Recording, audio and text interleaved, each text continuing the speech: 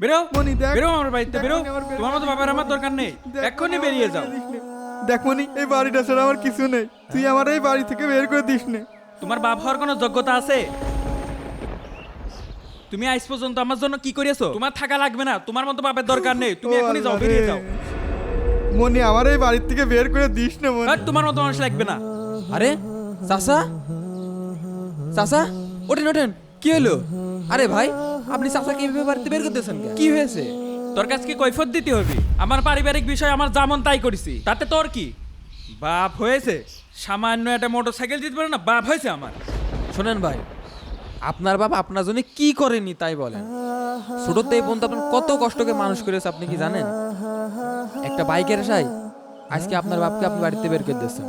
চাচা, আপনি মনে কষ্ট নিয়েন না, আমার বাবা নেই, আমি জানি বাবা না থাকার কষ্টটা কত।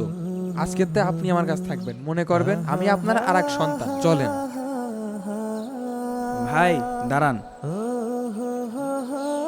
আব্বা, আমি অনেক বড় ভুল করে ফেলেছি, আমি বুঝতে পেরেছি আমার ভুলটা। তুমি আমাকে মাফ করে দাও। সামান্য একটা বাইকের জন্য তোমাকে বের করে দেওয়াটা আমার ঠিক হয় নাই, তুমি আমাকে মাফ করে দাও। চলো আব্বা, আজ থেকে তুমি আমার এখানেই থাকবে, আমার আর বাইক লাগবে না আব্বা, তুমি আমার সাথে থাকলেই হবে।